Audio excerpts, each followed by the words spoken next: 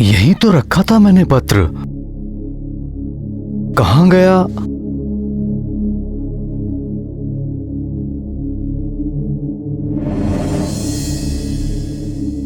सहायता के लिए धन्यवाद।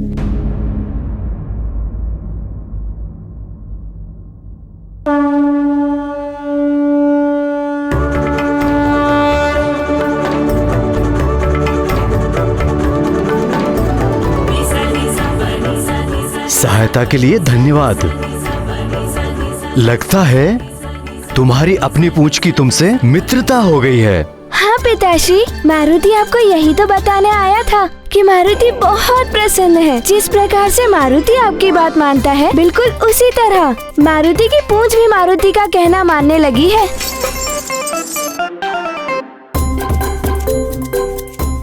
पिताश्री, मारुति ये शुभ समाचार अपने मित्रों को बताकर आता है।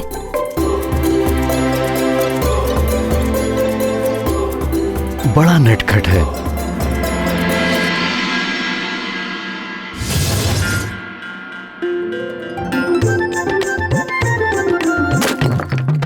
भागो भागो भागो भागो, जल्दी भागो भागो भागो भागो भागो, जल्दी भागो भागो, जल्दी भागो।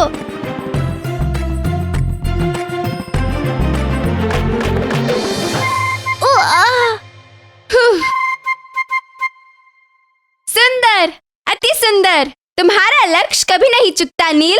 हाँ मित्र, नहीं चुकता, क्योंकि मैं अपने ज्ञान का उपयोग करना नहीं भूलता। इसलिए कहता हूँ, थोड़ा ज्ञान मुझसे भी ले लो। अरे अरे अरे अरे यहाँ, अरे यहाँ यहाँ यहाँ, अरे यहाँ जल्दी यहाँ फेंको ना। अरे जल्दी भागो भागो, हाँ भागो भागो, यहाँ फेंको।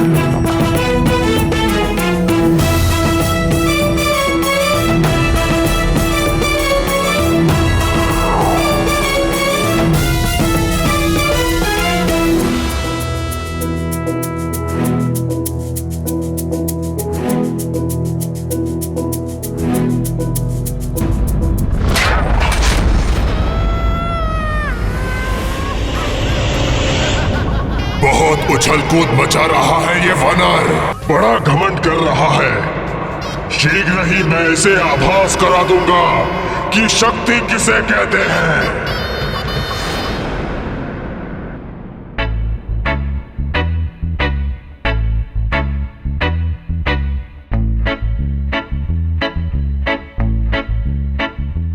देखा तुमने मेरी बात मानने का असर?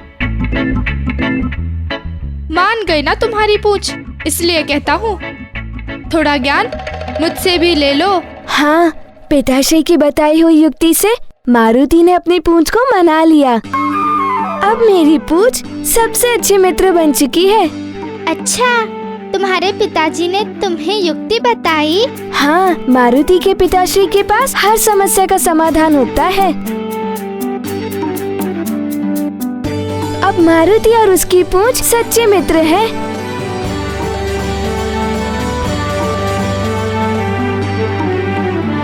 मित्र, क्या मारुति भी खेले? हाँ हाँ, क्यों नहीं, अवश्य खेलो।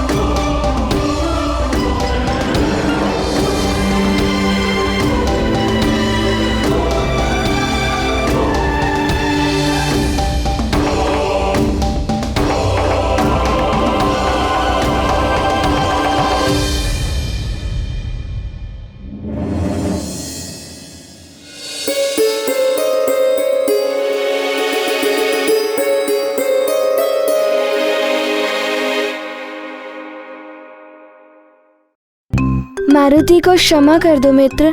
ये क्या बात हुई? मित्र भी बोलते हो और क्षमा भी मांगते हो। क्रीड़ा में आहत होना कोई नई बात तो है नहीं। वैसे भी तुमने गेंद विचार करके मारी भी नहीं थी, तो क्षमा कैसी? वैसे भी मित्रता में ना ही क्षमा मांगते हैं और ना ही धन्यवाद बोलते हैं।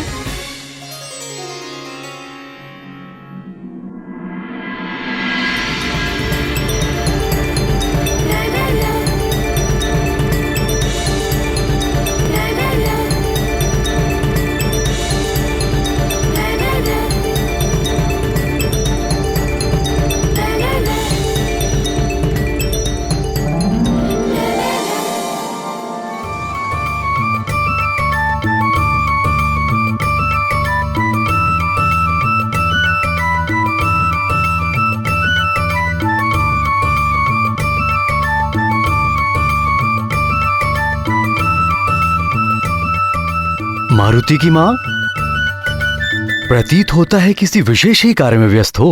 हाँ स्वामी, मैं मारुति के अंग वस्त्र को सुसज्जित कर रही हूँ। अति उत्तम।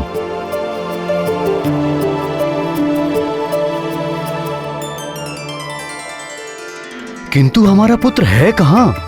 आजकल उसके दर्शन ही दुर्लभ हो गए हैं। उसकी नटखट बाल लीला देखे बिना मन तृप्त नहीं होता।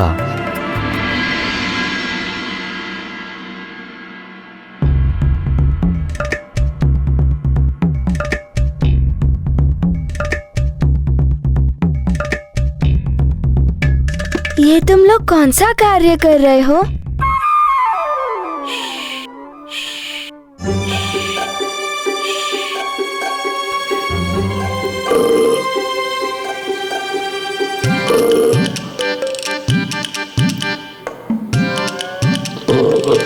मारुति ने कई नए मित्र बना लिए हैं। उसे आनंद भी आ रहा है मित्रों के साथ, और अब तो पाठशाला जाने की भी इच्छा है उसकी। अभी तो हमारा पुत्र बहुत छोटा है। नहीं नहीं, पाठशाला नहीं, अभी तो हमें उसके बालपन की क्रीड़ाओं का आनंद लेने दीजिए।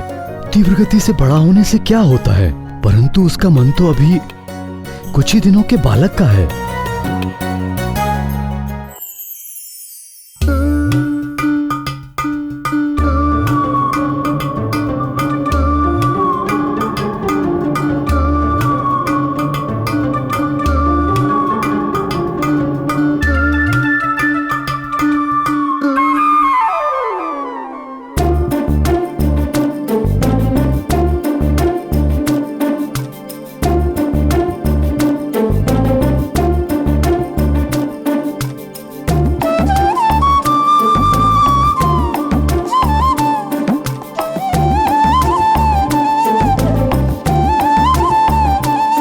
तुम सब बताते क्यों नहीं? क्या हो रहा है?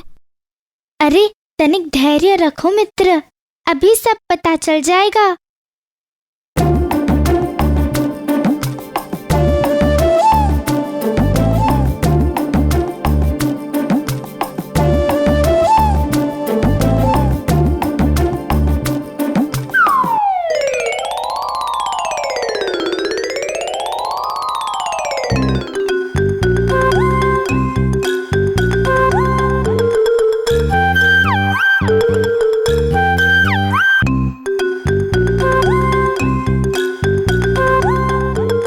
इतना विलंब हो गया, परंतु सुशील क्या कर रहा है?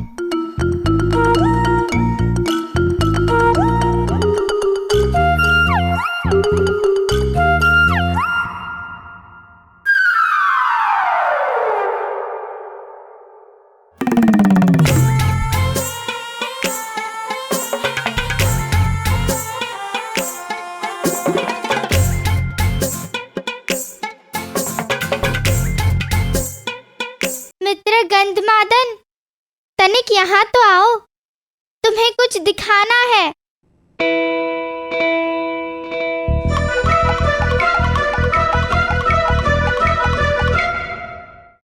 मैं आपकी बात से पूर्ण सहमत हूँ स्वामी, कि मारुति अपने बालपन का आनंद ले।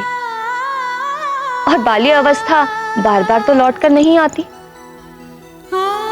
और कदाचित मारुति ऋषि गुरु के शिष्यों के संग में रहकर कुछ ना कुछ ज्ञान अवश्य अर्जित कर रहा होगा।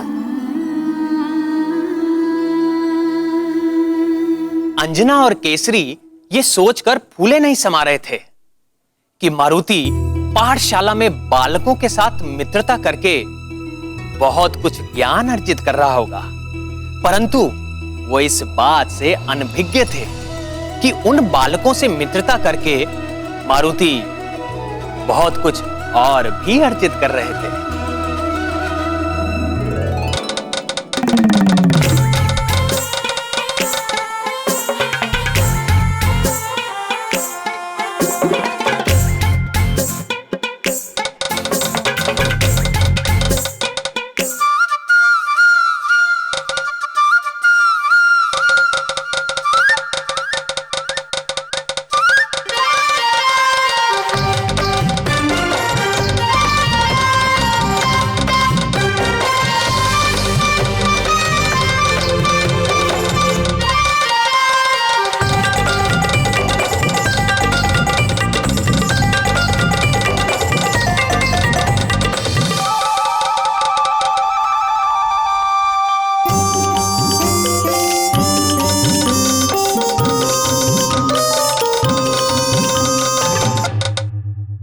तुम सब मिलकर उसकी परीक्षा क्यों ले रहे हो?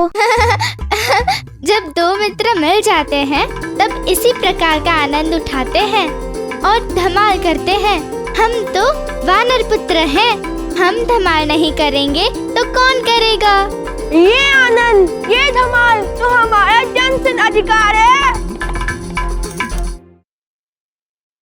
देख रहे हो, सुन रहे हो, दो सखा, दो मित्र इस प्रकार आनंद उठाते हैं और धमाल करते हैं, तो क्यों ना हम भी धमाल करें और आनंद उठाएं?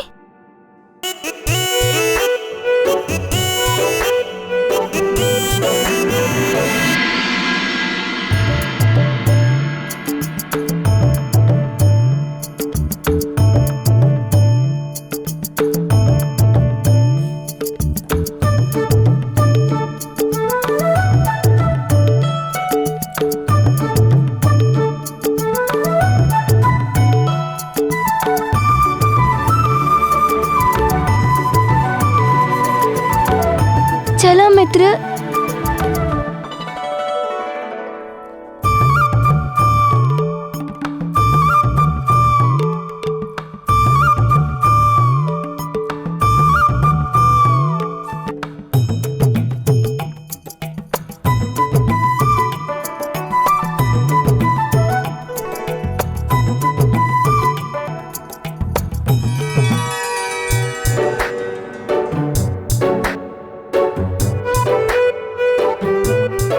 चलो सखा, अब प्रदर्शन करते हैं अपने अमोद और क्रीड़ा का धमाल और अपने आनंद का धमाल।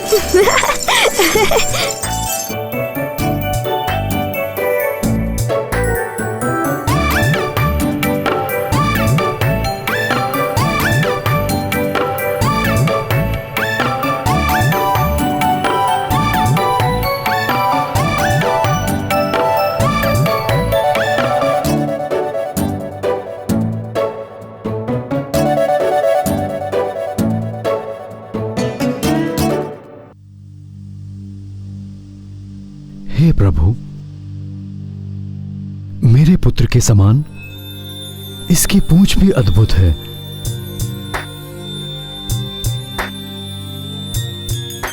मारुति की इच्छा अनुसार बढ़ती जाती है और इसी की तरह आनंद भी उठाती है।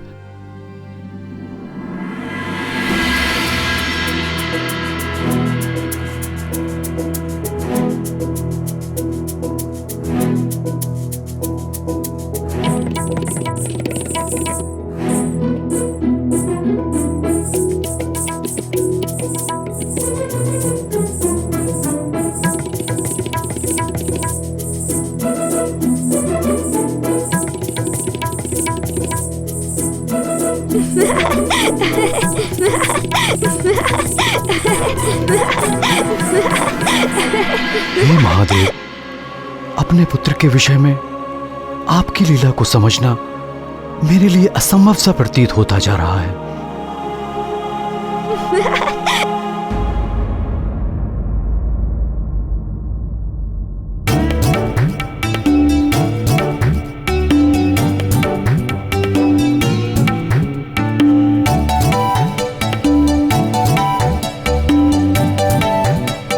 सैनिक, यहाँ आओ।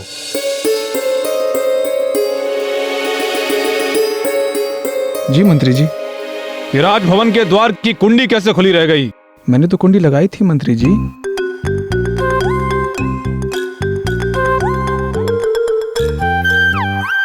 यदि तुमने कुंडी लगाई थी तो फिर यह द्वार कैसे खुला रह गया?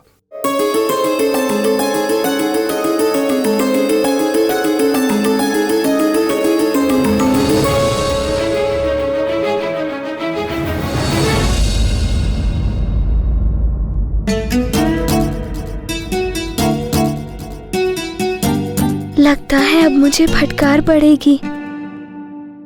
मंत्री जी।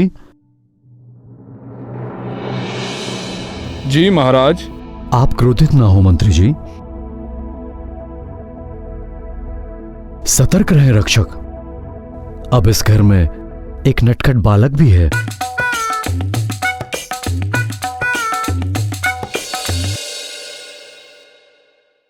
आप जा सकते हैं। जी महाराज।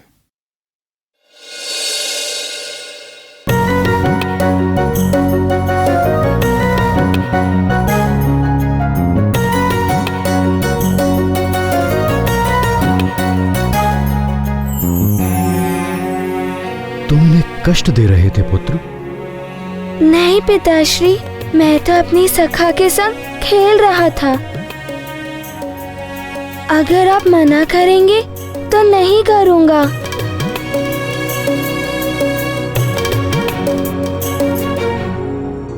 मैं हास्य विनोद क्रीड़ा करने के लिए मना नहीं कर रहा पुत्र, किंतु ऐसा हास्य विनोद और क्रीड़ा अच्छा नहीं जिससे किसी को कष्ट पहुंचे और वो किसी के क्रोध का भागी हो। अब ऐसा नहीं करूंगा पिताश्री।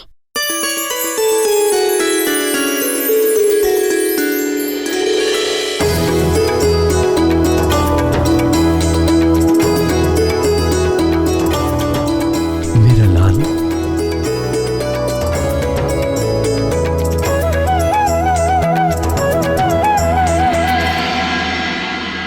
माँ, दूध।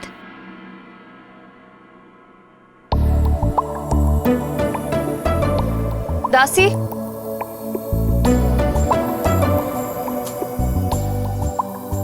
देखो तो गौशाला से ग्वालन अभी तक दूध लेकर नहीं आए और मारुति के दूध पीने का समय हो गया है।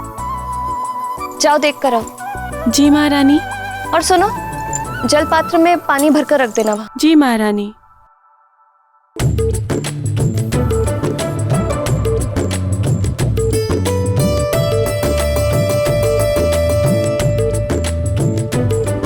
प्रणाम महारानी, धुला हुआ वस्त्र रखना था।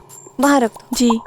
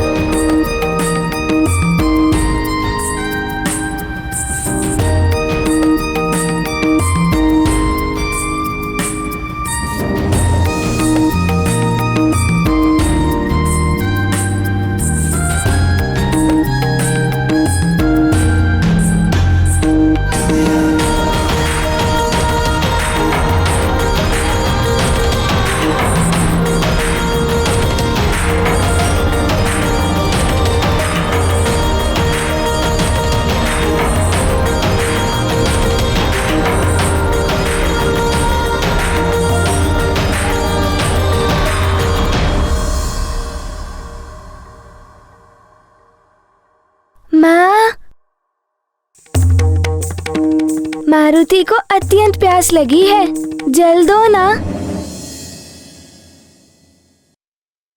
अभी जल लेकर आई अपने पुत्र के लिए।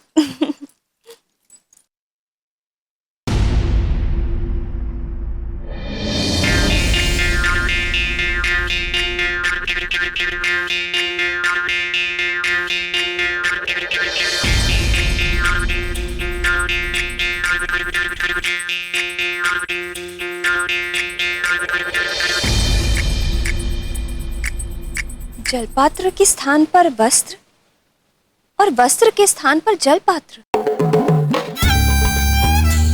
मैं क्या देख रही हूँ? ऐसा कैसे कर दिया सेविकाओं ने?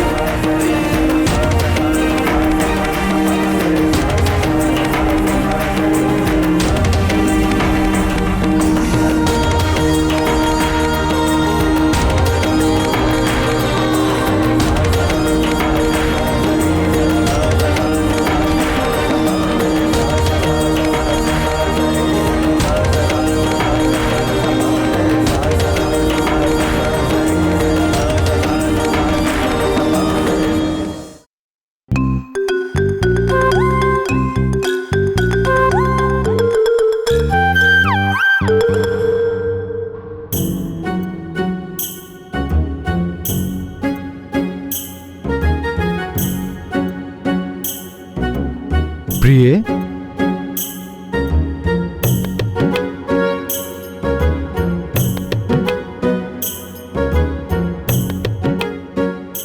मुझे जल पीने की तीव्र इच्छा हो रही है, थोड़ा जल दो ना। जी अभी लाई।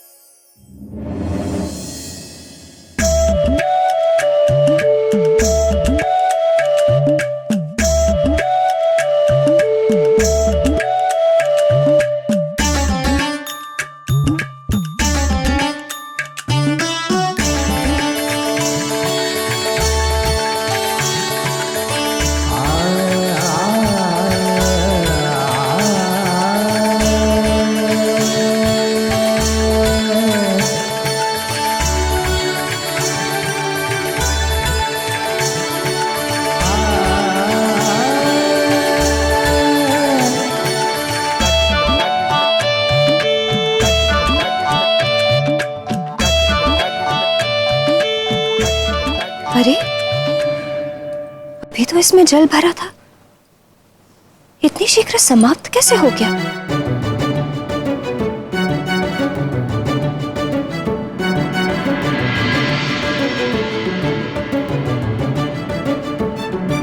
कहीं मुझे दृष्टि भ्रम तो नहीं हो रहा, या वास्तव में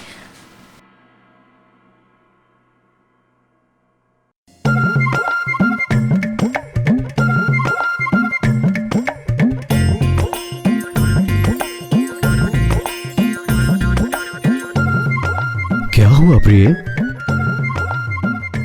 जल कहाँ है? जल समाप्त हो गया है, मैं अभी ले आती हूँ।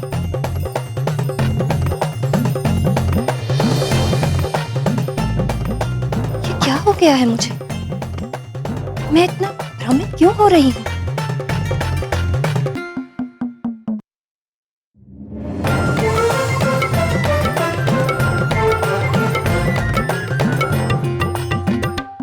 ये है क्या? मारुति की इन नटखट लीलाओं को देखकर केसरी भी अपने बाल मन को रोक न पाए, और वो भी बालक की भांति बालक ही बन गए। अपनी संतान का मित्र बनने के लिए समय समय पर माता पिता को बालकों का सा ही व्यवहार करना उचित है, और संतान के मन की बात और उनके भीतर का भय भी जाना जा सकता है। हे माधव, तब मारुति ने क्या किया आगे? आगे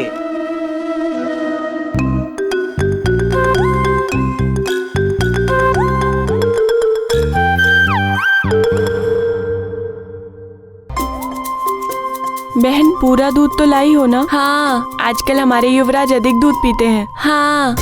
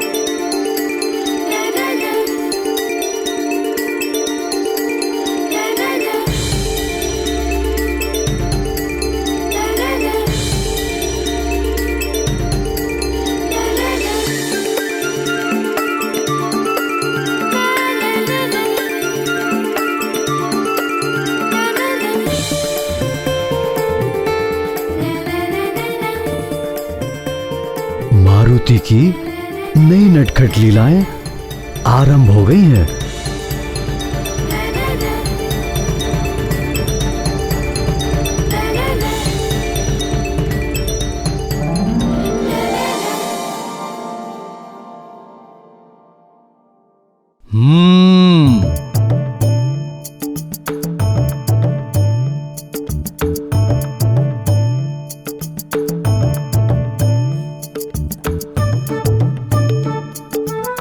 चलो अच्छा है, अब आनंद आएगा।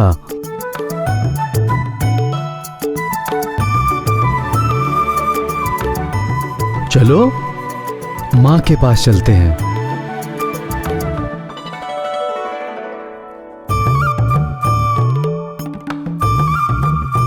गौशाला से यहाँ आने में इतना विलंब, और मेरे आदेश के पश्चात भी विलंब।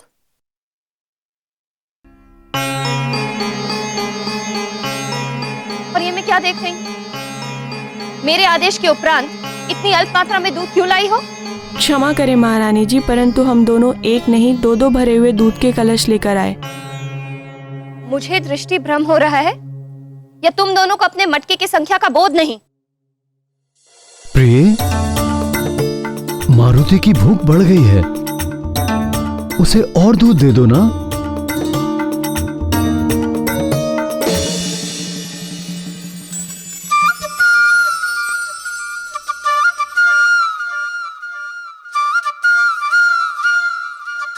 ये दूध यहाँ रख दो और गौशाला से और दूध ले आओ।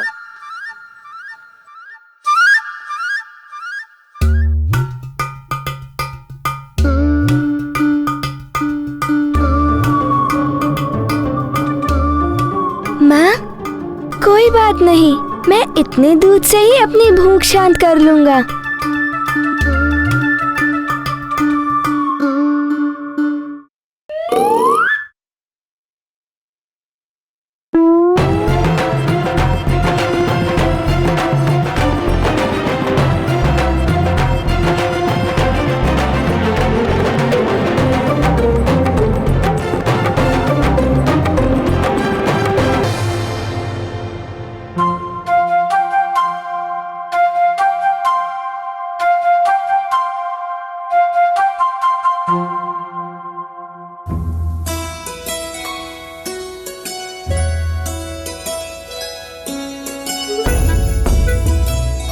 महाराज के पसंद के सारे फल ले आए? जी महारानी। केले लेकर आए कि नहीं? जी महारानी।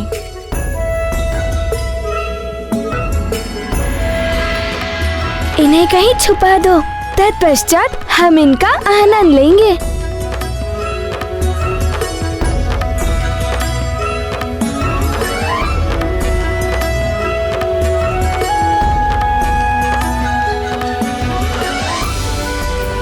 चलो इन फलों को कक्ष में रखो।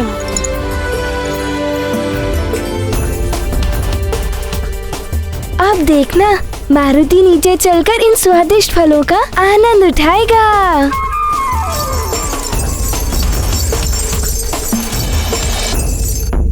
ये फल यहाँ रख दो।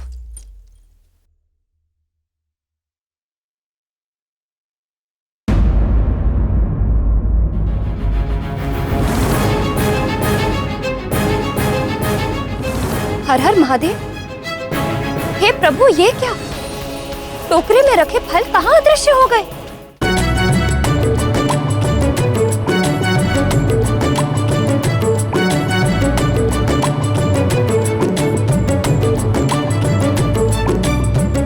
मारुति!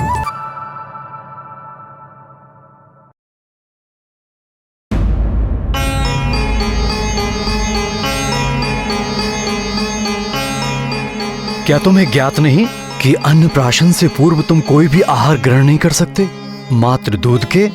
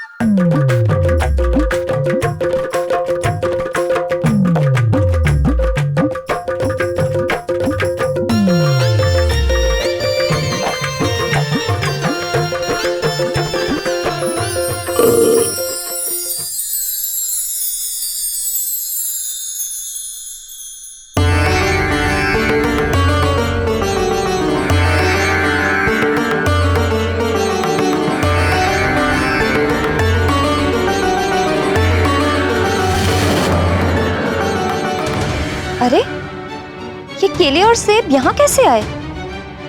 कौन लाया इन्हें?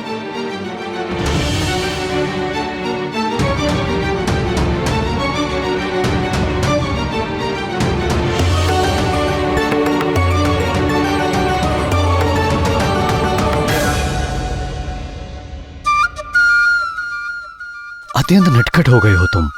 अब तुम्हारी माँ का रोष कौन सहेगा? पिताश्री, आप और कौन?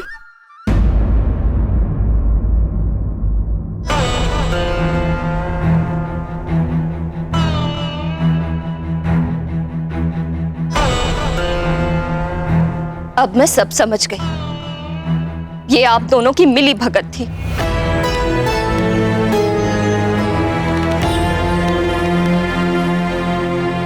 जैसे पिता वैसे ही उसके पुत्र।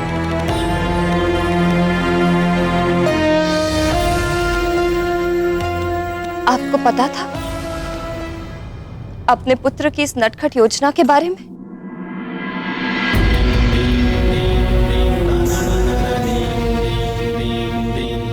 और मुझे लगा कि मुझे दृष्टि भ्रम हो गया है। आप दोनों पिता पुत्र ने मिलकर मुझे सताया। ये उचित नहीं किया आपने।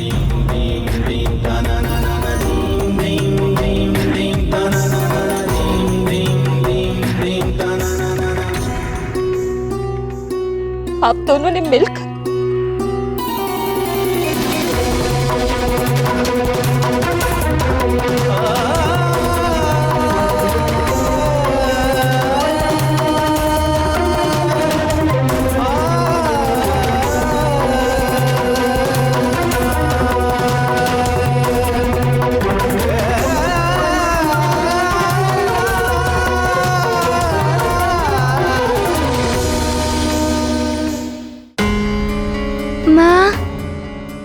मारुति की प्यारी माँ, मारुति को क्षमा कर दो।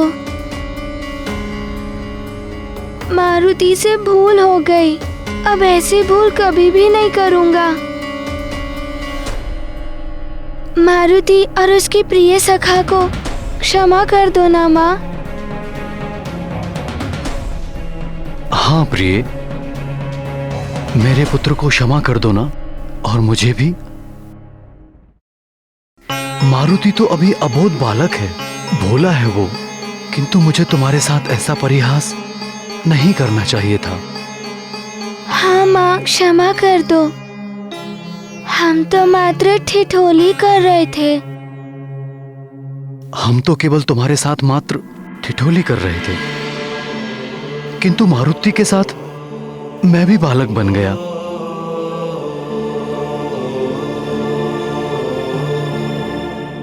एक बार प्रसन्न हो जाओ प्रिय, हम दोनों पिता पुत्र को क्षमा कर दो।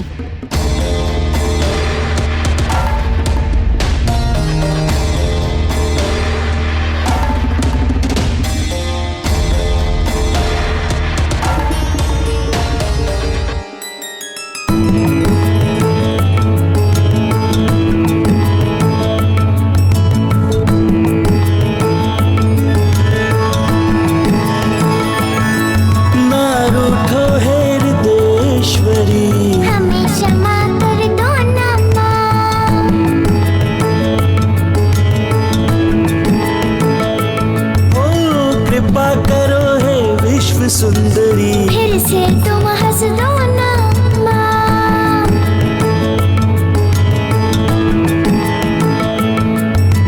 तुम ही मित्र हो, तुम ही सहाया, सब कष्टों से करती छाया।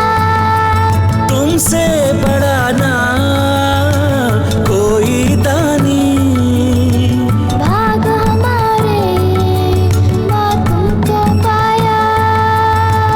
कृपा करो हे विश्व सुंदरी। फिर से तुम हंस दो ना माँ।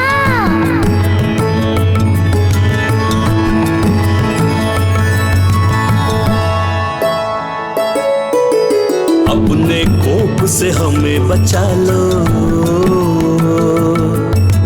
कृपा दृष्टि कुछ हम पर डालो। लल्ला कहकर हमें बुला लो, प्रेम से अपने रग लगा लो। देखो कान पकड़ते माँ, उठक बैठक करते माँ। मान जाओ ना प्रिय, मान जाओ ना माँ, फिर ना तुझको रुष्ट करेंगे। फिर से तुम हंस दो ना माँ।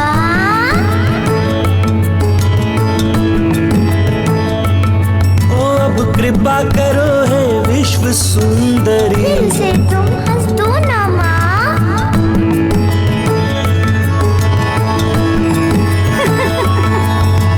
तुम दोनों हो मेरे प्यारे, मेरे जीवन प्राण हमारे।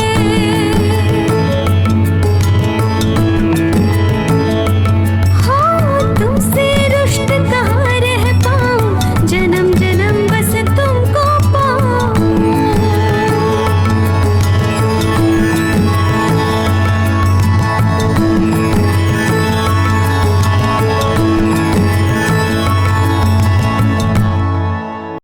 कभी भी भविष्य में जानबूझकर हम दोनों ऐसी भूल नहीं करेंगे। दोनों ऐसी भूल नहीं करेंगे।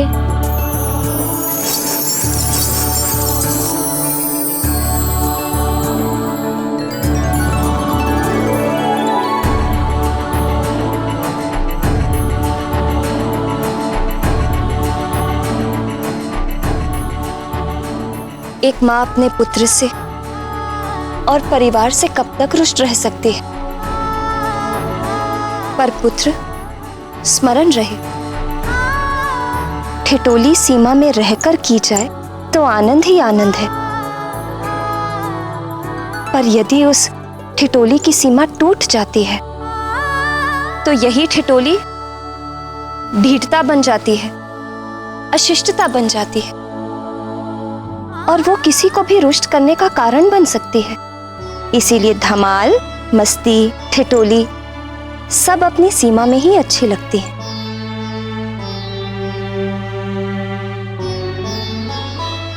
अपने आनंदमय पारिवारिक जीवन में अंजना और केसरी अब भी इस बात से अनभिज्ञ थे कि उनके पुत्र पर कौन कौन से शत्रुओं की दृष्टि है।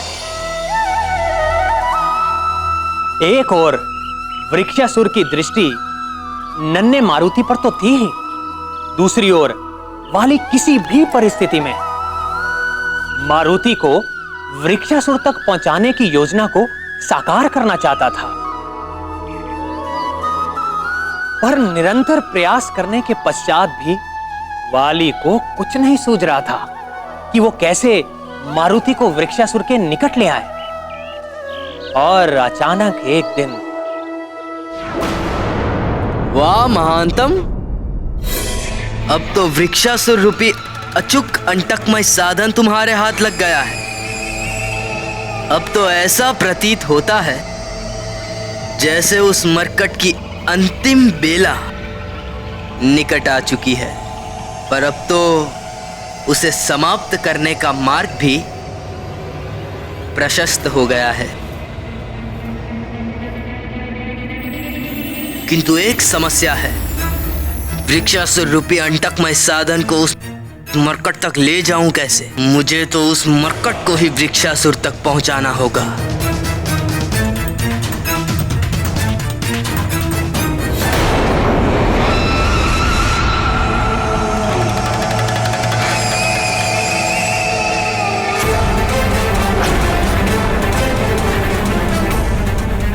यूं अचानक कहां जा रहे भैया? रुको तो। रोको नहीं, और मुझे तुम रोक सकते भी नहीं। मैं जिस ओर जा रहा हूं वहां तुम्हारी कोई आवश्यकता नहीं है।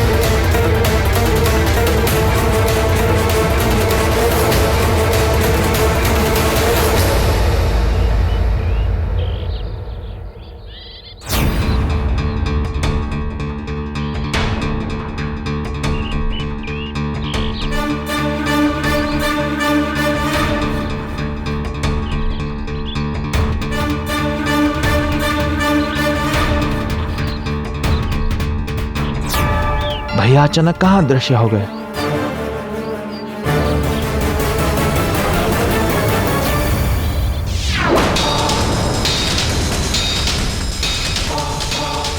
समय असमय पर मूर्ख को मूर्ख बनाने में ही आनंद है। हे मुरली मनोहर, वाली कब तक मारुति की जीवन लीला समाप्त करने की योजना बनाता रहेगा? व्यक्ति को जब तक उचित मार्गदर्शन और दिशा नहीं मिलती, तब तक वो भटकता ही रहता है। और इसके लिए उसे अपने अभिभावक और तत्वदर्शी गुरुजनों की शरण में जाना ही पड़ता है। वाली भी भटकता ही रहेगा। प्रभु, किंतु वाली मारुति को वृक्षासुर के निकट कैसे लेकर जाएगा? इसी अनुसंधान में तो वाली मारुति के आसपास नित्य दृष्टि लगाए विचरण करता रहता था।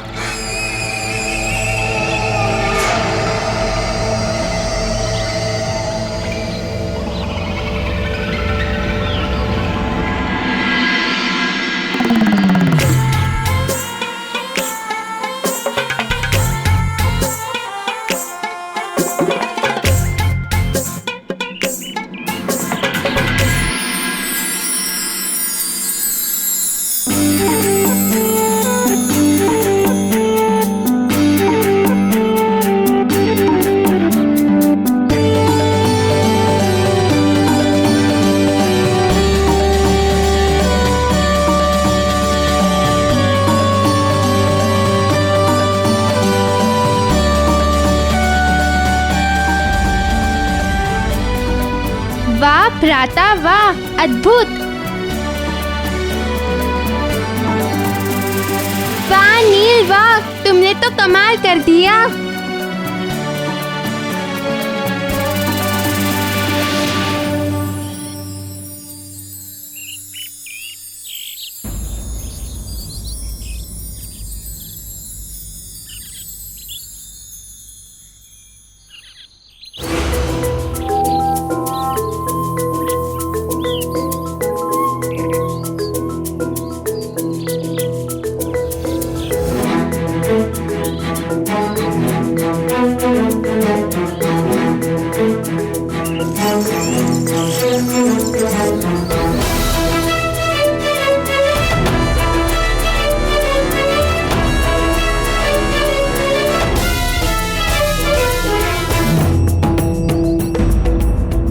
वाह मारुति, वाह तुमने तो कमाल कर दिया। वाह मित्र मारुति, वाह।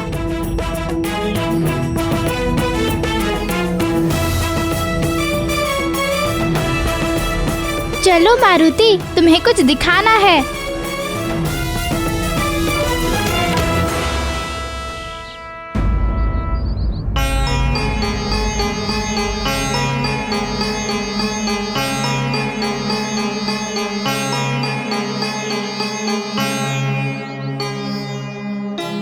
आओ आओ, चलो कुश्ती करते हैं। नहीं नहीं, कुश्ती नहीं। कुश्ती में तो हम दोनों ही दांव लगा पाएंगे। कोई ऐसी क्रीड़ा होनी चाहिए जिसमें मारुति भी हमारा साथ दे। पर मारुति है कहाँ? तुमने देखा क्या? हो सकता है नल के साथ हो। वो रहा।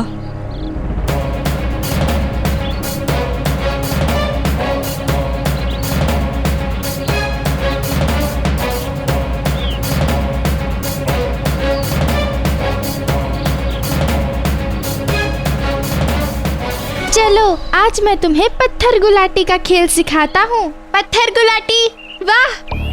पत्थर गुलाटी, ये क्या होता है? इसे पत्थर गुलाटी का खेल कहते हैं। वो एक चपटे पत्थर के टुकड़े के साथ खेला जाता है। इसी चपटे पत्थर के टुकड़े को झील की जल सतह पर इस तरह प्रक्षापित किया जाता है कि वह जल में डूबने से पहले कई बार उछलता हुआ दूर तक चला जाए।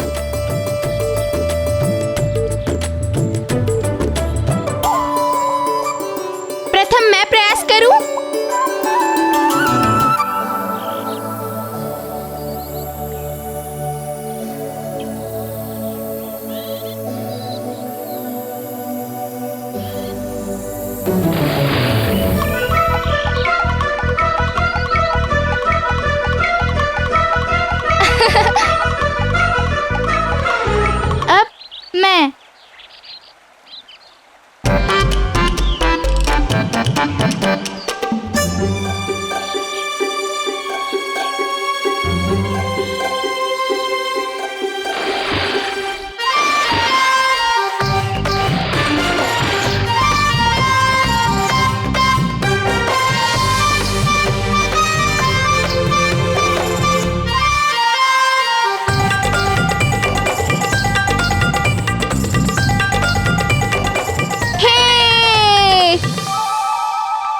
वाह नल वाह।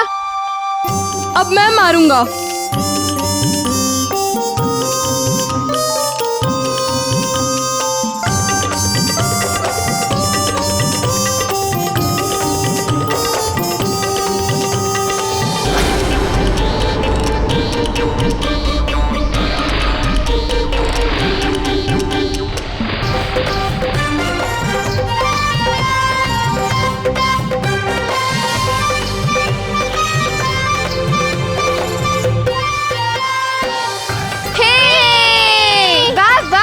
गंधमादन वाह।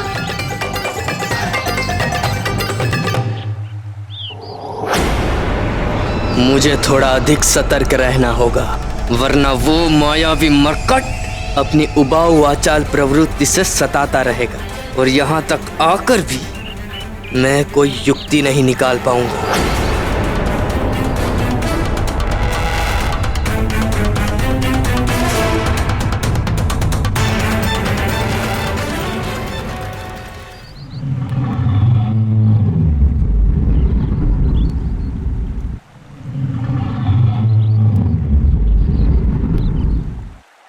मैं पुनः प्रयास करूंगा।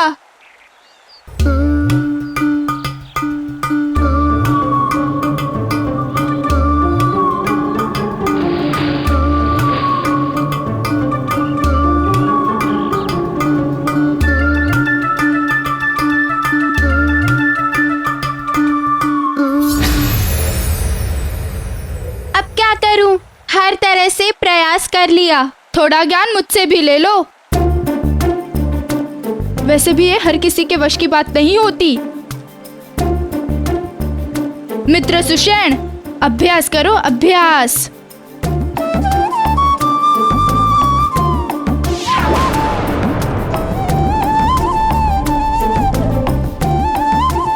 अब देखना कैसे मेरा पत्थर तुम सब से दूर जाता है।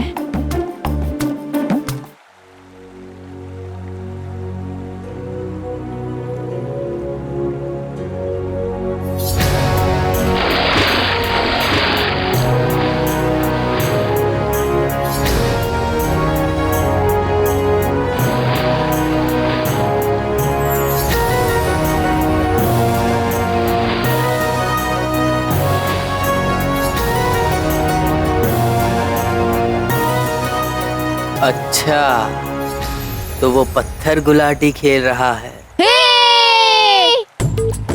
वाह नल वाह। बालक हो तुम अभी, पहले मुझसे ज्ञान लो। यदि तुम्हारा पत्थर झील में डूब गया तो शोक मत मनाना, समझ गए? बालक नहीं, मायावी बालक है ये मरकट।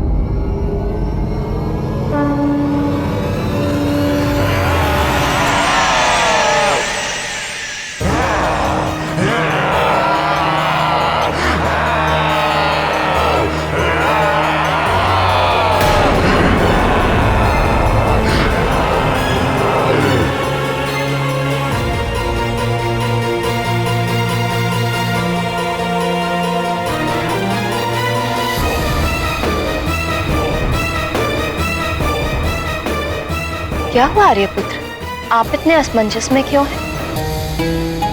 हाँ प्रिय, मेरे असमंजस का कारण ये वृक्षासुर है।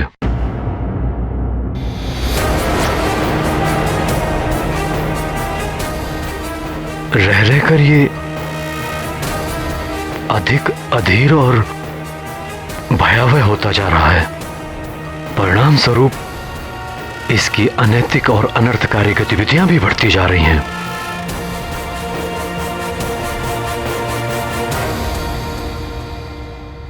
स्वामी, उसकी ये अनैतिक और अनर्थकारी गतिविधियां हमारे लिए किसी भय का संकेत तो नहीं?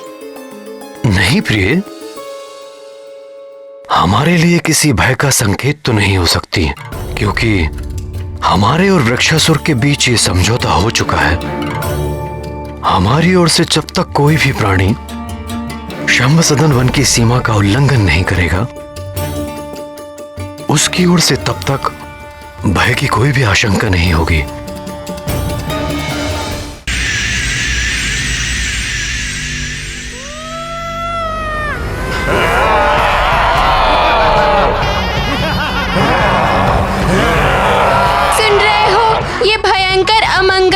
ध्वनि कैसी है मित्र? ऐसा प्रतीत हो रहा है जैसे शेरों का झुंड एक साथ दहाड़ रहा हो। हमें निश्चित यहाँ से पलायन करना चाहिए।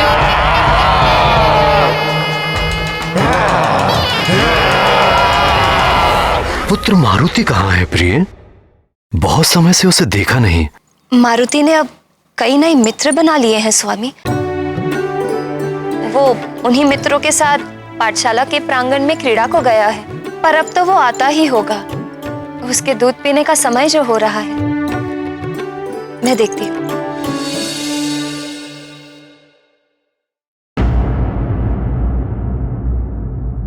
चिंता बढ़ती ही जा रही है। सर्वप्रथम मुझे ही सचेत रहना होगा और मंत्री जी से कहकर पुनः अपने पूरे राज्य में चेतावनी की घोषणा करवा देनी चाहिए कि कोई भी शंभ साधन वन की सीमा रेखा के उस पार ना जाए।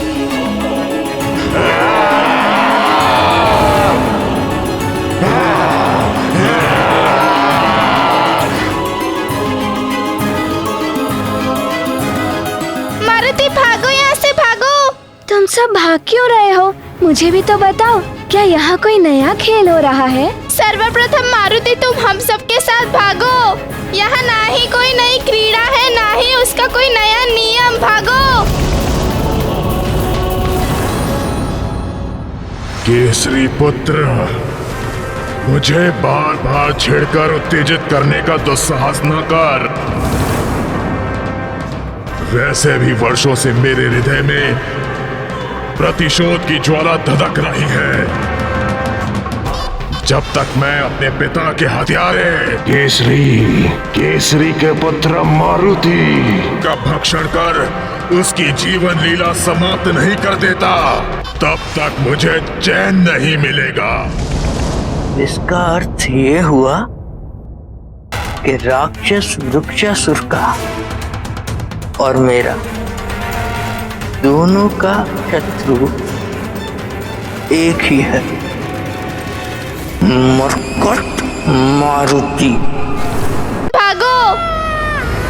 केसरी पुत्र, मुझे बार बार छेड़कर उत्तेजित करने का दुस्साहस न कर। इसका अर्थ ये हुआ, इसका और मेरा दोनों का शत्रु एक ही है, मरकट मारुति।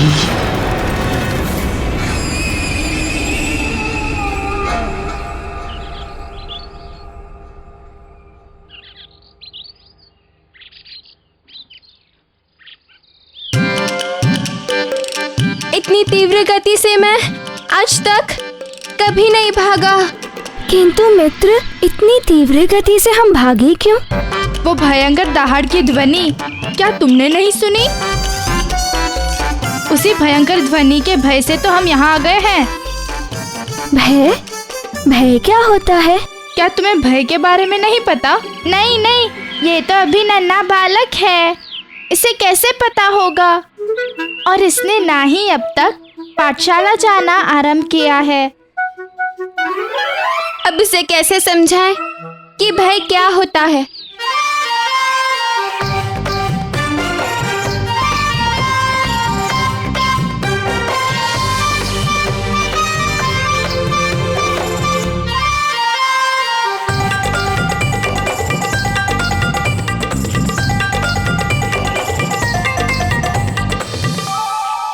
मित्र, भय अर्थात शेर की भयंकर दहाड़।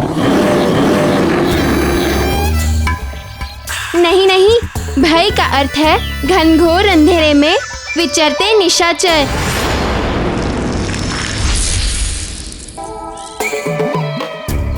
अरे मित्रों, ये क्या ज्ञान दे रहे हो नन्हे बालक को? भय का अर्थ होता है गुरुजी की छड़ी। ठहरो, तुम सबको कुछ नहीं पता। थोड़ा ज्ञान मुझसे ले लो। जब कभी मन घबराए या फिर प्राणों पे संकट बनाए, माता पिता का स्मरण हो आए, या कहो नानी का स्मरण हो आए। हाँ, तब समझ लो, उसे ही भय कहते हैं। कल अमावस के दिन, और यदि तुम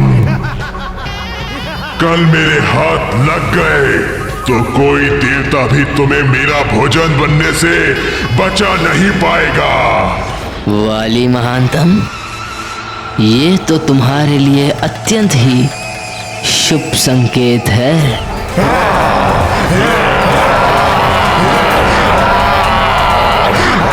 हाँ, समझ गया। अब तो बस अमावस के दिवस ही मुझे अपनी योजना को साकार करना होगा। तत्पश्चात मेरा कार्य अत्यंत सरल हो जाएगा।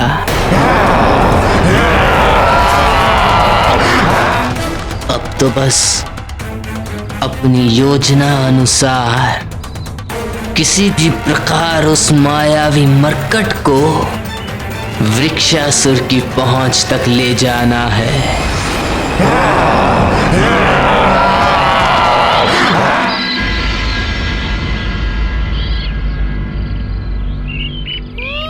केसरी नंदन ही है मेरे प्रतिशोध का अंतिम लक्ष्य। मुझे कुछ तो करना ही होगा।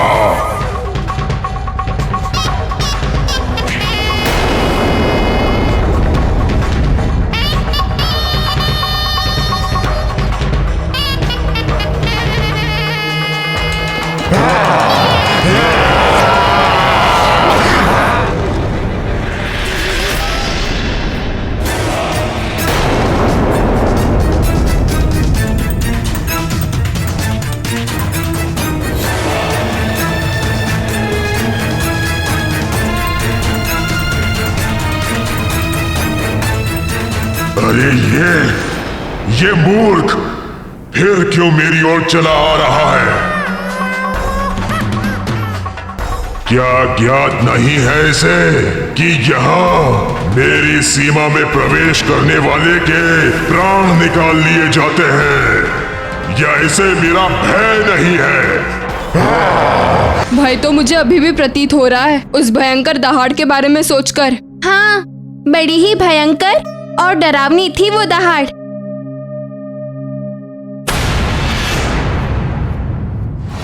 तुम जो भी हो तुम, अब मैं तुम्हें यहां से जीवित जाने नहीं दूंगा।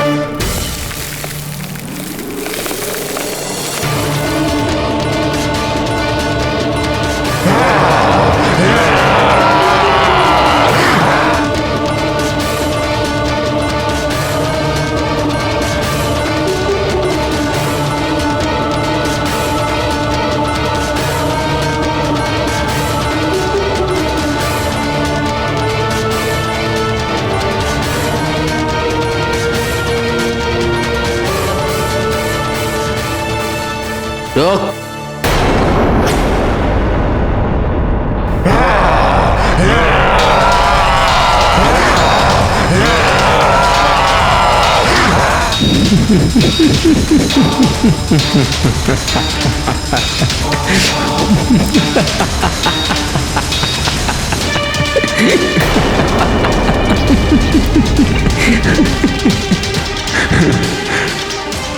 हो तुम? क्या अपनी मृत्यु का भय नहीं है तुम्हें? मैं घात लगाए बैठा हूं और तुम हंस रहे हो। तुम्हारी बुद्धिहीनता पे हंस रहा हूं वृक्षासुर। मैं तुम्हारी सहायता करना चाहता हूं और तुम मेरे ही प्राण हरना चाहते हो। बुद्धिहीनता तो तुमने दिखाई है मूर्ख। मेरी सीमा के भीतर इस मृत्यु द्वार पर पुनः आकर आज तक कोई यहां से वापस नहीं जा सका है। अब तुम भी नहीं जा सकोगे और ना ही यहां तुम्हारी सहायता को कोई आ सकता है। केसरी नंदन चाहिए तो रुक जाओ।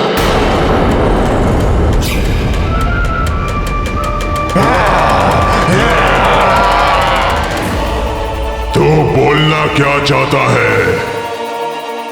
यदि आज तुमने मुझे मार दिया तो तुम्हारा परम शत्रु केसरी नंदन सदा के लिए जीवित रह जाएगा और तुम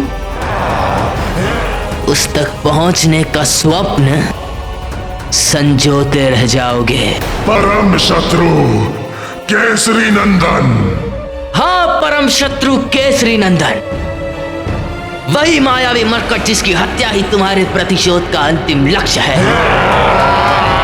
और तुम्हारे उस लक्ष्य तक पहुंचाने में मैं तुम्हारी सहायता कर सकता हूं। मात्र मैं महानतम। कथन तो तुम्हारा उचित है। वो केसरी नंदन मेरे हाथ आने के उपरांत भी मेरे चंगुल से बचकर निकलता रहा है। भगवान का कोटि कोटि धन्यवाद कि हम सब समय रहते ही वहां से सब बच निकले। यदि शेरों की उस भयंकर दहाड़ को सुनकर हम लोग वहां से भागते नहीं तो ना जाने क्या हो जाता। मुझे तो लगता है वह अवश्य ही कोई भयानक जंगली जीव की दहाड़ थी। थोड़ा ज्ञान मुझसे भी ले लो गंधमादन, संकोच ना करो। वह भयंकर गर्जना किसी जीव की नहीं, एक विशाल राक्षस की थी। समझ गए? राक्षस की? कौन सी राक्षस की? हाँ हाँ, उस राक्षस का नाम है विक्सासुर। विक्सासुर नहीं, वृक्षासुर नाम है उसका। बड़ा ही क्रूर और भयंकर राक्षस है वो। बड़ा ही उद्दंड बालक है वो। और क्या तुम्हें लगता है उसे मारने में तुम मेरी सहायता कर सकते हो? निसंदेह मात्र मैं महानतम ही तुम्हारी सहायता कर सकता हूं और उत्तरदायित्व निभा सकता हूं। उस मायावी मरकट को तुम तक पहुंचाने की एक अमोघ और अचूक योजना है मेरे पास। संभवतः तुम उस मायावी मरकट का वध कर सकते हो। क्या तुम सचमुच ऐसा कर पाओगे? मैं महानतम जो एक बार कह देता हूं उसे कर दिखाता हूं।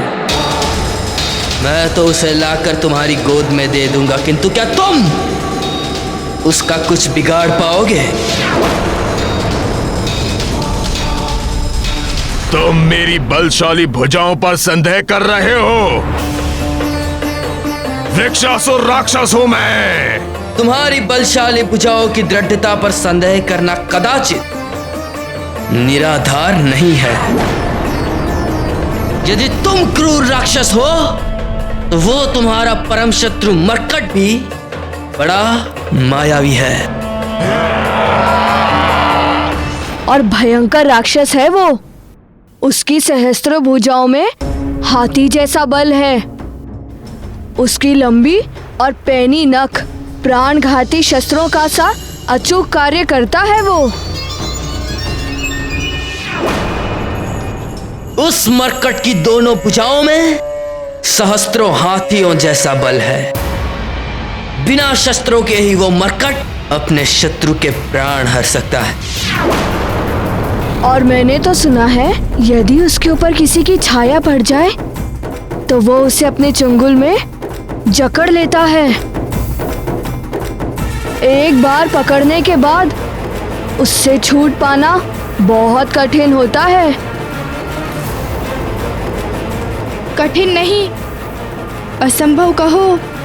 छूट पाना असंभव हो जाता है। हाँ, असंभव को संभव करके दिखा चुका है वो। अपनी माया के बल पर अनेक बार मेरे हाथ आकर भी छूट चुका है, किंतु इस बार उसे छोड़ूंगा नहीं। बस कल अमावस के दिन उसे मेरे पास ले आओ। अमावस के दिन मेरी निशाचरी छल बल शक्तियां असामान्य रूप से जागृत हो जाएंगी, जिसका सामना करने से स्वयं मृत्यु भी भय खाती है।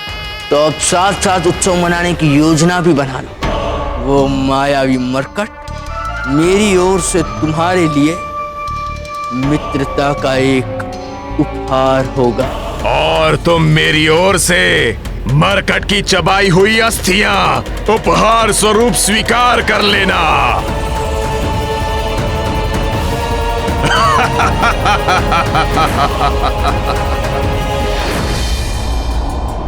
और यदि तुमने अपना वचन पूरा नहीं किया तो महानतम वाली अपने वचन से कभी पीछे नहीं हटता।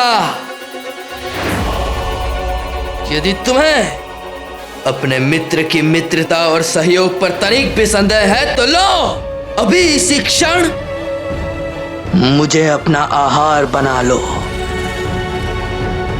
लो,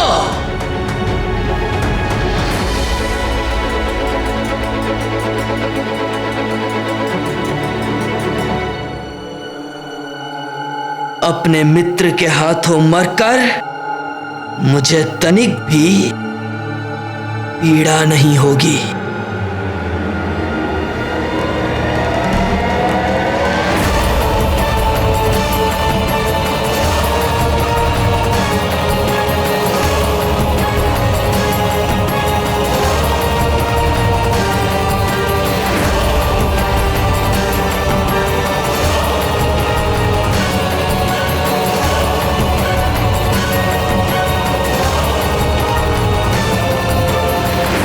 दाई माँ, मारुति को देखा आपने?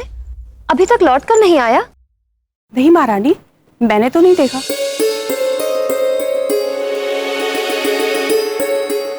अच्छा, आप जाइए, उसका दूध तैयार कीजिए। जी माँ। मित्रों के साथ क्रीड़ा में मारुति को आजकल क्षुधा और तृष्णा भी नहीं सताती। इतना समय बीत गया किंतु अभी तक मारुति लौटकर नहीं आया। मैं स्वयं मारुति को वाटिका में जाकर देखता हूँ। नहीं स्वामी, मैं स्वयं देख लेती हूँ।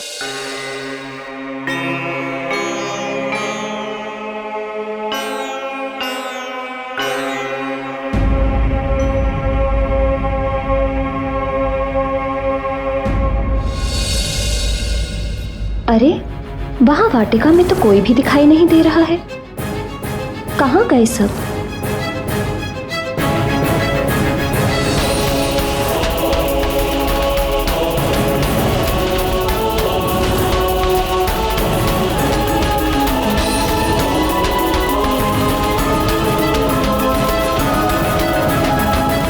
इतनी आशंकित क्यों हो प्रिय?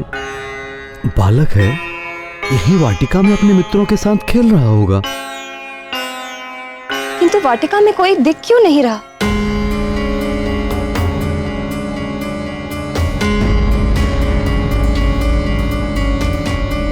हो सकता है अपने मित्रों के साथ झील की ओर चला गया हो।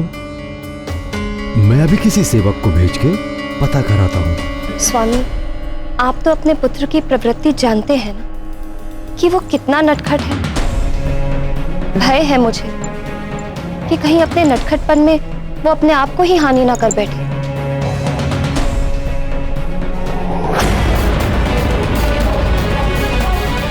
मारुति तो प्रतिदिन दूध पीता है, इसीलिए कोई भी राक्षस मारुति को हानि नहीं पहुंचा सकता।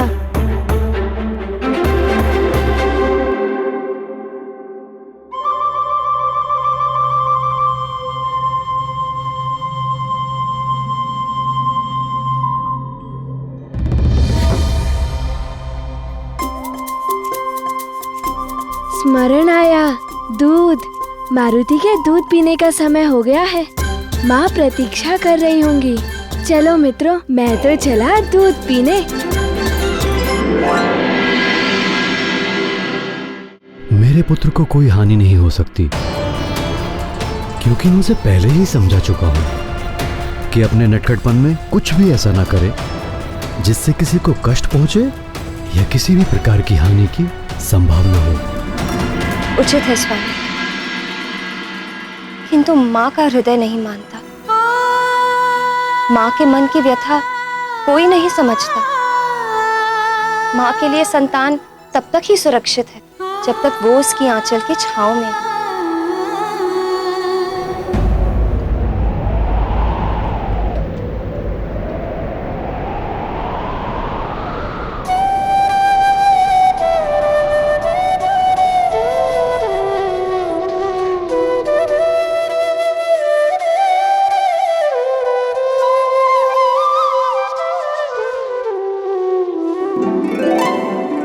क्या हुआ प्रिय? आपका लाडला पुत्र आ गया। किंतु तुम्हें कैसे पता कि मारुति आ गया? माँ हूँ, मन के नेत्रों से पुत्र के आने का संकेत मुझे पूर्व ही मिल जाता है।